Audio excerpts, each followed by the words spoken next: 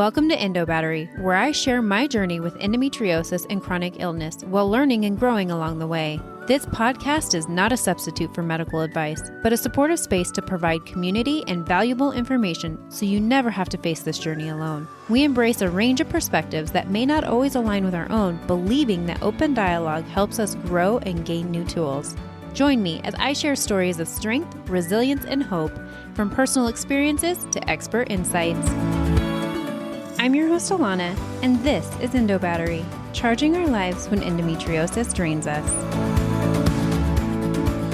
Welcome back to Endo Battery. Grab your cup of coffee or your cup of tea and join me at the table. Today, I'm joined at the table by my guest, Mallory Oxendine, who is a licensed professional counselor, a certified sex therapist, and is certified in EMDR therapy. She focuses her work on sexuality-informed and trauma-informed care, working with both individuals and couples. Mallory's areas of focus include intimacy issues, women's health issues, sexual and chronic pain and dysfunctions, infertility, and the prenatal years. She works diligently in educating, empowering, and journeying with those suffering with endometriosis and other chronic pain issues. Please help me in welcoming Mallory Oxendine to the table. Mallory, thank you so much for taking the time to sit down with me at the table today. It is an honor to have you sit down with me. Yeah, thank you for having me. So excited to have you. I want to start off by throwing a little bit of a caution warning out there for all the listeners. If you typically listen in the car or are sensitive to topics like sexual intercourse or anything like that, I want to tell you that this is what we're going to be talking about today. And so if you are listening with other people around, I would suggest either earbuds or maybe another time to do so, because we are going to touch on some pretty sensitive topics, but although sensitive, very important topics to talk about. And that's going to be sexual intimacy and intimacy surrounding chronic illness and endometriosis. So, Mallory, thank you for being the one that gets to do this with me. And I know that you are passionate about this as well. So I'm excited to kind of dive into this topic. Yeah. Can you tell us a little bit about you, your background, and why this is so important to you? Yeah. So I am a licensed professional counselor and a certified sex therapist. And then I'm also certified in EMDR, which is a therapy style to work with trauma or pain, chronic pain. And so I do a lot of sex therapy and chronic pain work together. And then a lot of trauma when it comes to sex therapy as well. And so sometimes it's one or the other, but most of the work I do is a combination of both. And so I get to sit with people and journey with them as they work through their healing. And then we do a lot of education and just normalization of some sexual topics and things like that along the way as we're dealing with their trauma and their pain. Yeah, I feel like this is something that so many of us have kind of walked through in one way or another. I think when you're dealing with a chronic illness and one that significantly affects your intimate life, you feel this immense amount of grief and guilt behind it. And I think that that's something that, in talking to other patients and things that I've experienced, is we do have this immense amount of guilt that we can't, be as present in the bedroom with our partner. And it hurts, but how do we explain this? But we want to be able to, fit a need that they have, but we just physically cannot do it. How do you walk your patients through things like this? Yeah, that's a great question. I want to start off by the disclaimer that sex is complex. Yes.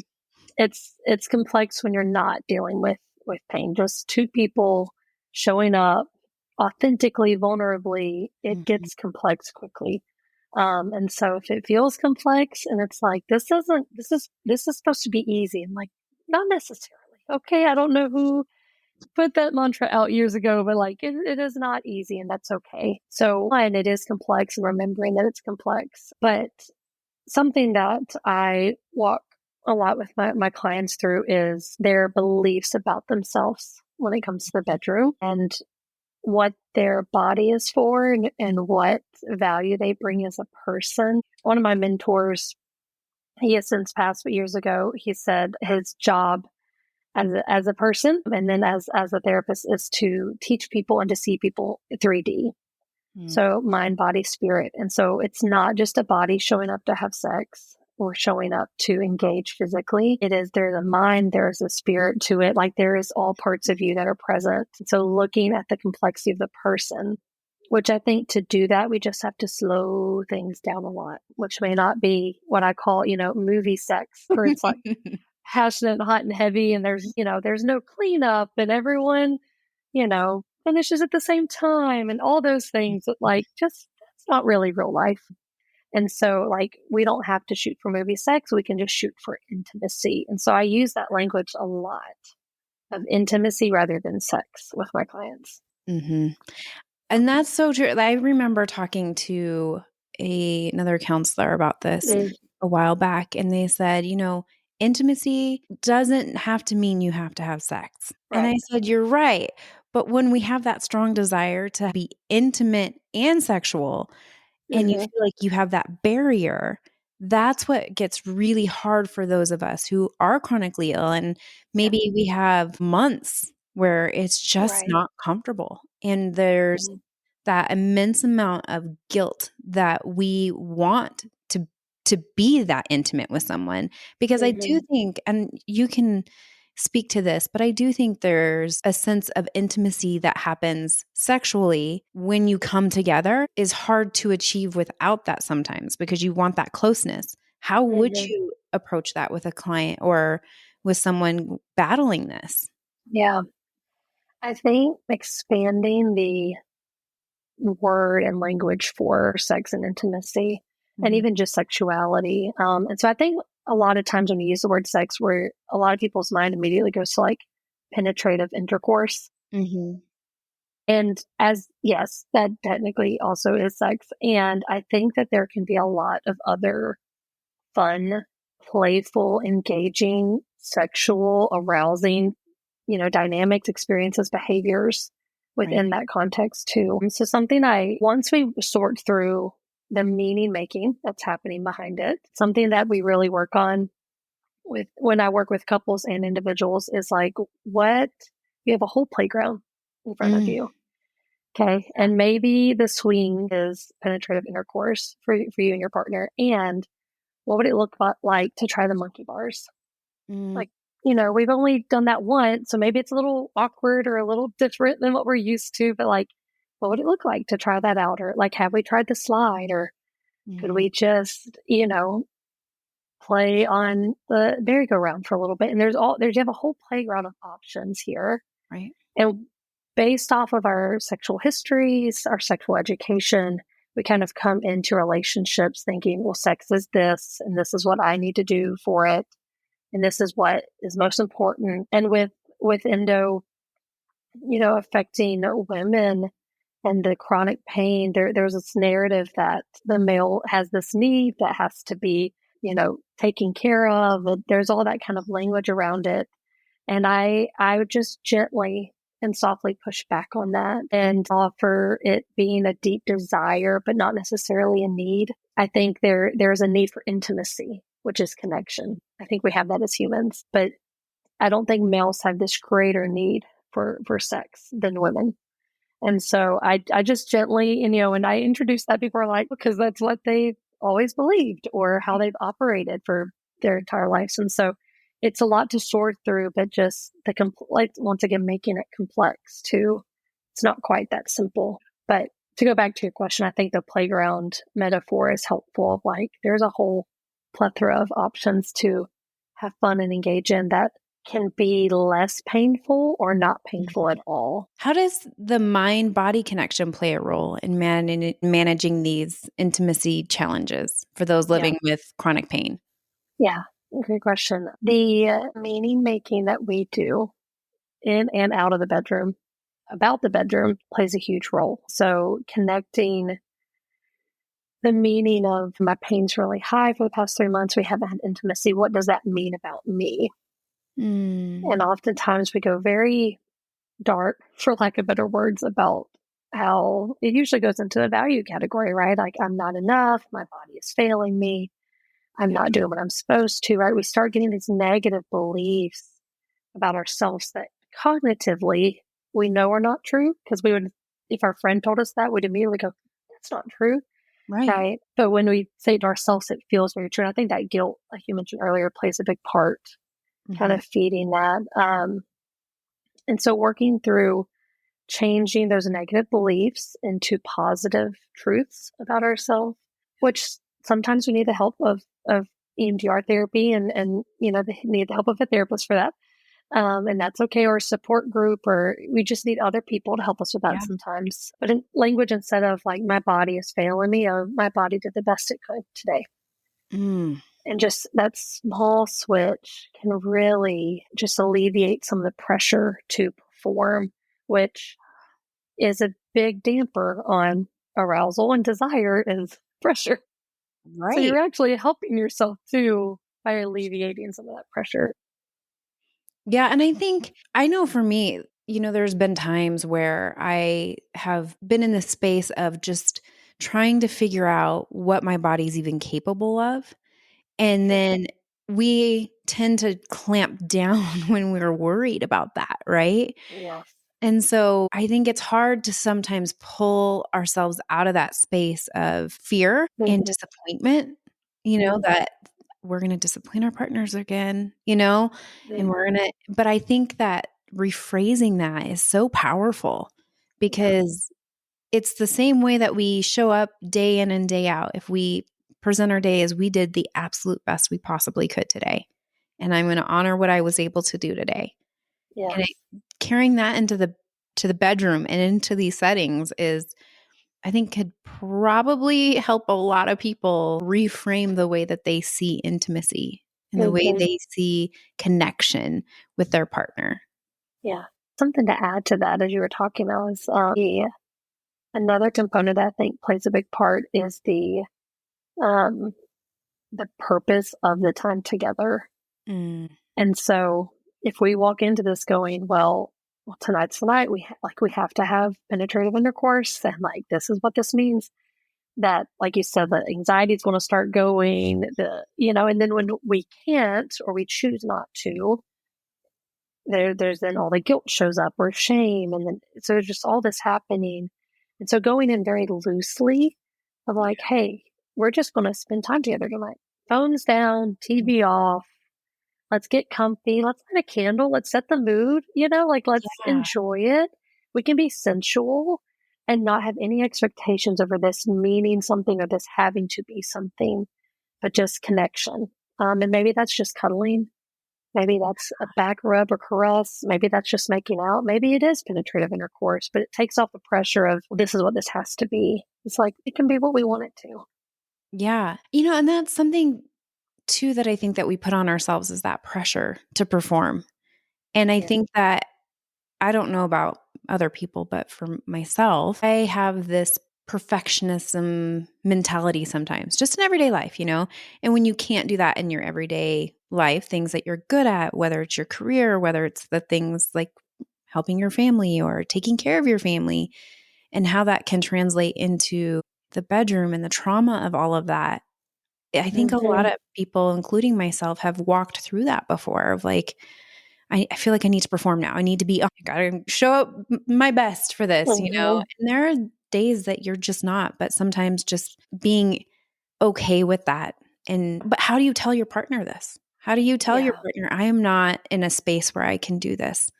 I'm having a hard time. And for some people, this might be a new concept because maybe they haven't talked to their partners about this before, but it's getting worse and they've Yeah. got to talk to their partners. Or Mm-hmm.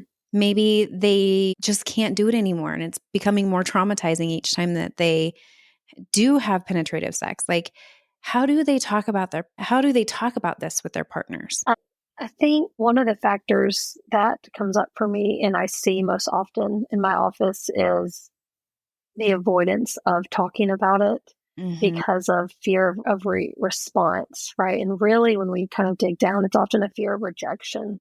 Mm, What if I say I can't and they don't accept me, or they don't want me anymore, or they don't pursue me anymore? Those are just some of the narratives I hear come out of the fear that kind of stops us and holds us from being emotionally and verbally vulnerable. Mhm. with our partner. So one of the things that I work through is there's a really good book called People Fuel by John Townsend. And he talks about relational nutrients and giving people the nutrients they need to thrive as a human. And I just love the language he uses in that book. But I introduced that. He has a little handout. It's easy to find. It's free PDF downloads, like easy to find. But it talks about like giving acceptance, giving comfort, Mm. giving containment, giving encouragement, giving hope. So Yeah. sometimes when we go to have hard conversations, a lot of times the person listening doesn't really know how to respond because they don't know what we're looking for, Right. right? They're like, do you want me to say it's okay? Do you want me to say I don't care? Do you want me to say, because the fact is they probably do care, Right. right? And it does impact. That doesn't mean the love's not there. That doesn't mean they're not going to journey with you, but like they do have an experience of this with you.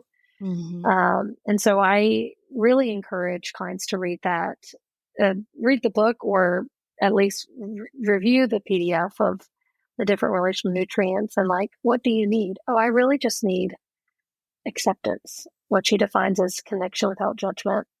Like, Mm. I just need to know that you accept me when I say that I don't have energy to have sex. Yeah. Right. And most partners are going to go, okay, how can I do that? Yeah. Or like, this is hard for me, but I want to try to do that for you. Right. They're going to have their experience of it, but they want to engage because of the love and care in the relationship. Yeah. Speaking about partners, what are some ways that partners can help those of us who have a chronic illness or have endometriosis or have trauma from their past, whether it be Yes. medical or body trauma of any Mm-hmm. sort? Yeah. The what I would encourage partners to do is to slow down. I think oftentimes me included, I get in this mode sometimes. We get into fixer mode, Yes. where we're just like, you know what? I have a game plan, and why don't we try this? And we can do this. And have we thought about this? And not that there's a time and place for that, but most of the time, the person sitting in front of us just needs to be seen, be connected with. And so my biggest encouragement to partners is to slow down and to just be present. Yeah.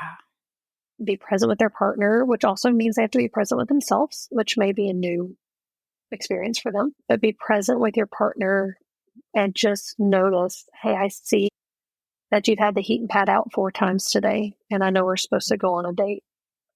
Are you still okay to go on the date tonight? Just Yeah. checking in, right? And you're like, yeah, no, I am. I just was prepping, right? Or like whatever it may be, but just noticing, being present to check in, is that desire to be seen and cared for and loved at that level. I think that can do a Yeah. lot for the soul, do a lot for a relationship. And so my biggest thing for partners is to slow down, Mm. be present, check in more, ask. It's okay to ask. And you go, I don't know. I'm not going to assume. I'm not in your head. I don't know. Can you tell me what's going on for you today? Yeah. What are some tangible tools for partners to deal with maybe the frustration of the Mm-hmm. disease and ways because I mean, they do want that time with their partner. They do Mm-hmm. want to spend that intimacy and that time with someone. And sometimes that does involve sex. And Mm-hmm. they want it, but it just keeps getting pushed off. Could be because of fear, could be because of pain, it could be a multitude of things. But how are some ways that partners can communicate to us chronically ill people some of those desires, but also how Mm-hmm. can they manage maybe, I don't want to say expectations, but ways that they can help talk to themselves about and Mm-hmm. to their partners about the struggles that they're facing with this disease. Yeah. The I'm a big fan. I say this all the time. I'm like, let's talk about talking about it. Yeah. Like let's take it one step back. And so being able to go in and go, hey, how can I approach you when I have a desire for intimacy? Like, what's the best way to do that? So that you know that I just desire you and I love you, Mhm. and not an expectation of for you to perform or show out or show up in a certain way. So I think talking about it when it's not in the moment is Mhm. helpful.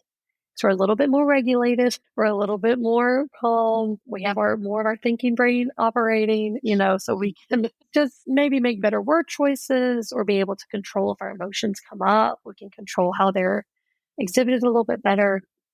So I love encouraging, like, let's talk about it in advance. Mm-hmm. So we're not in the moment flailing around trying to figure this thing out together.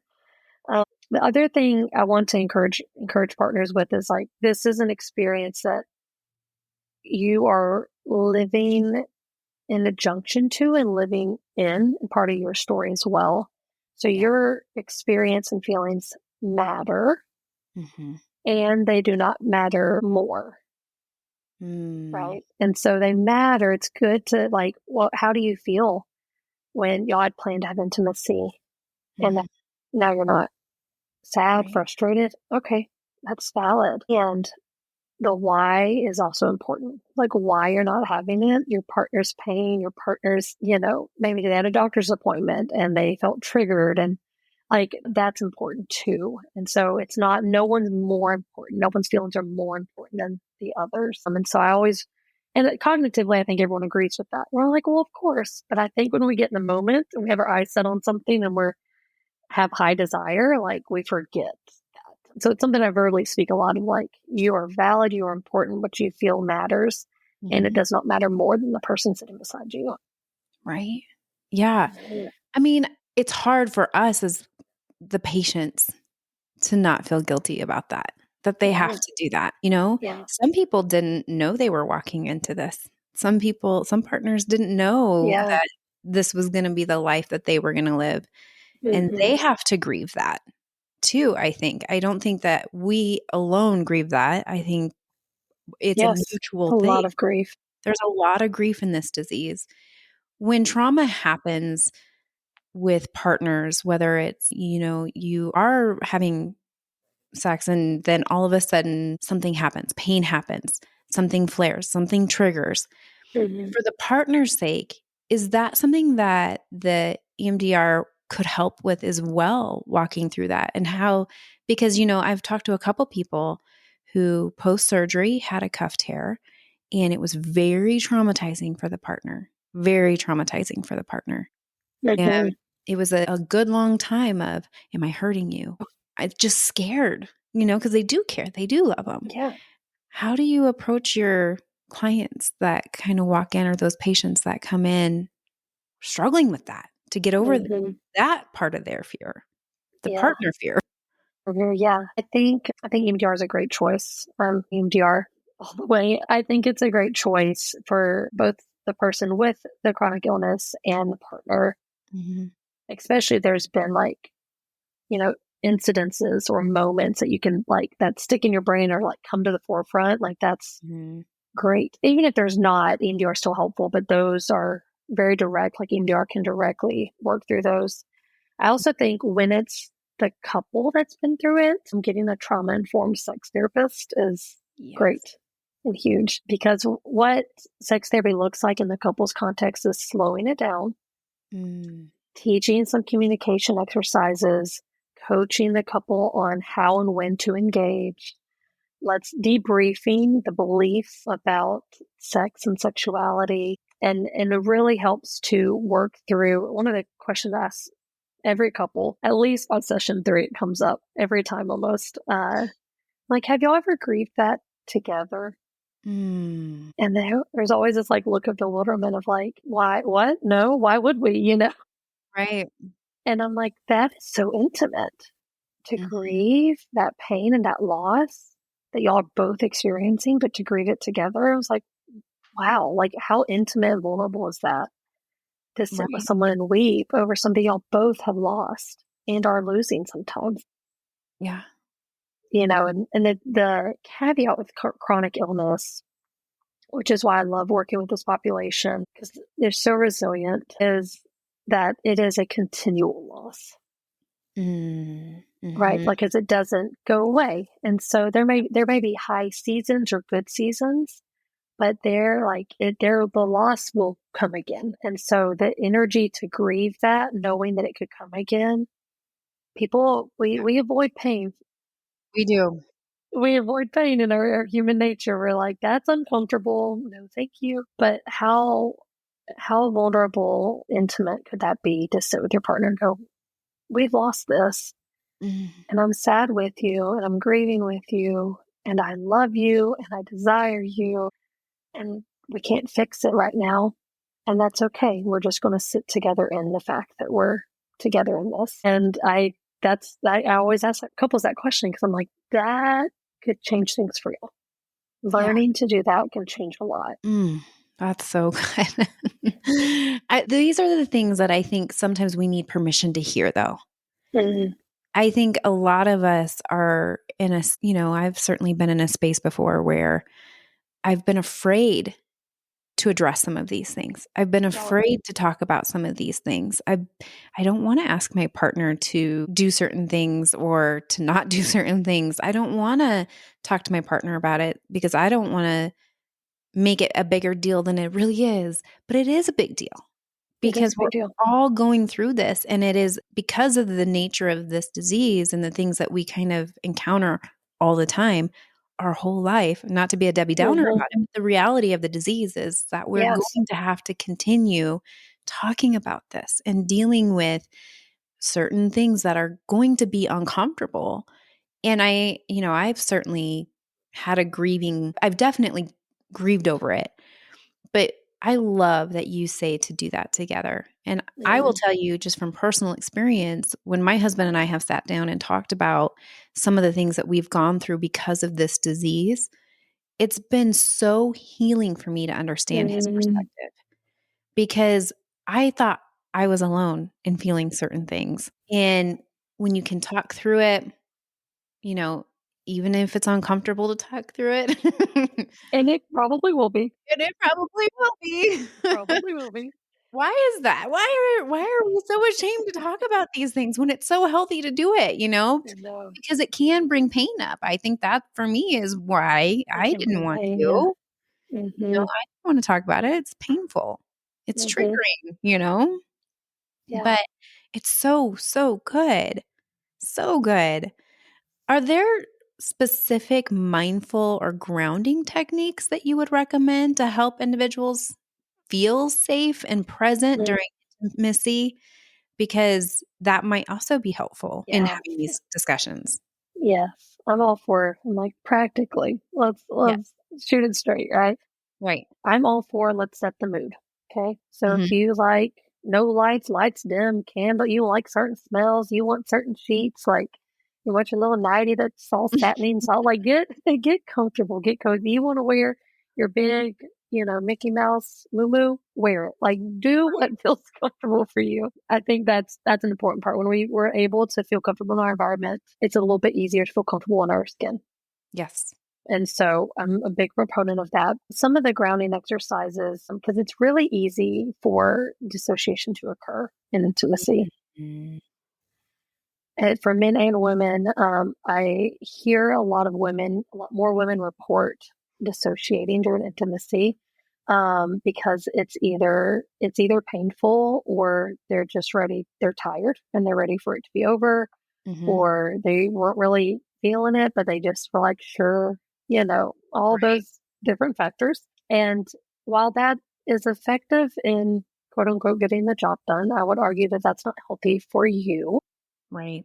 because you deserve to be present and enjoy things as well. Mhm. Pleasure is for all. Like it's not Right. just for the partner. Right.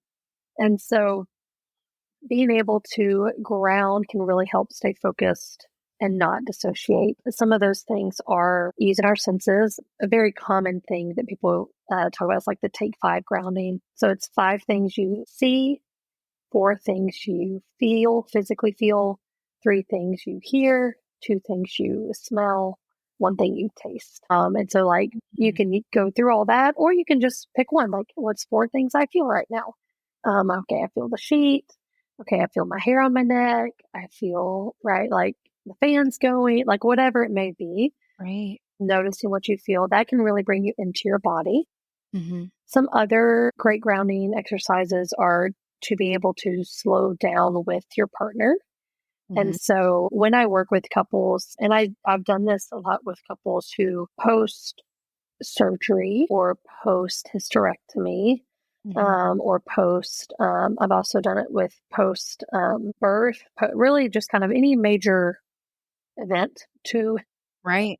the genitals or the female organs. We do the sexual retraining process, which is like a series of exercises which sex therapists use to work couples through regaining comfortability and safety and trust with their partner, which is I mean, I joke all the time. I'm like, clients aren't like, "Ooh, I love this." Like, it's not, no one's ever excited to see their Right. therapist, really, right? Like, it's okay. Right. So we've accepted that. We know that as therapists, it's okay. But we love you after, so that's Yes, really all that matters most of the time. you both of us. Yeah. But there's couples will go do this exercise and come back and process it. They're like, this was so good because I realized that, it matters to me a lot how, what words are spoken or not spoken. Like that impacts me a lot. And so some of the retraining exercises work through and create scenarios to do that. But in that, we work through, do you like the room cooler or warmer? Can you ask for that in the middle of intimacy? Can you say, hey, I'm too cold right now. I'm thrown off. I need a blanket, or can we bring the heater in here? Whatever it may be. That matters a lot to you being able to be present, to enjoy. And so once again, going back to communication, how can we talk to our partner about, hey, this is what I need, either before, after, or during intimacy? Oh, I think people need permission to even hear that. Like, ask You for can what you talk, want. ask for what you need, ask for what you want. It's Yeah. okay.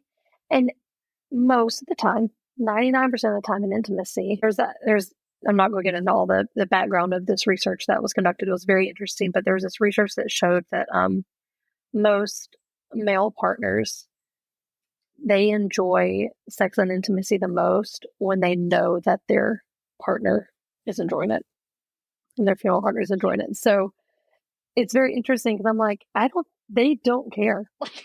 Right. They would rather you stop and pause and turn, the fan off and get a blanket Right. so that you can enjoy and be present than for you just to like make it through. And so I'm like, and usually I'll like turn and like, the male partner's like shaking their head at me.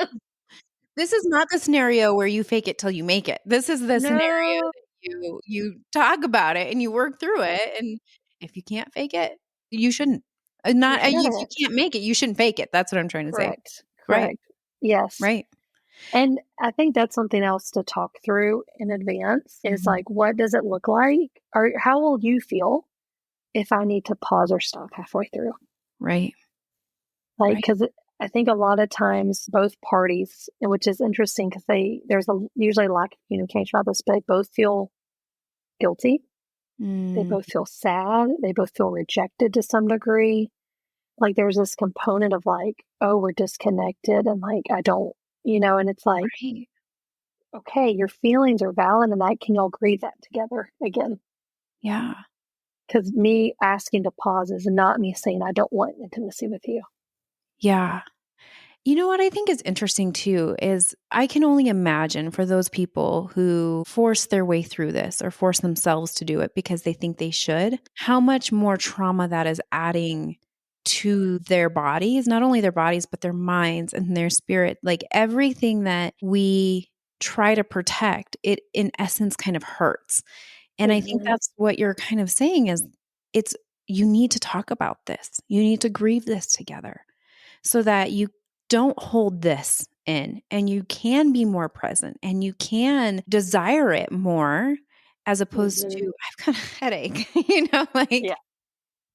that old saying of like, well, you've got a headache, and there's truth to that. But Yes. I do think talking about that makes a huge difference in how our body responds to the stress of sometimes intimacy. Yeah. Something I love this little catchphrase. I forget who coined it.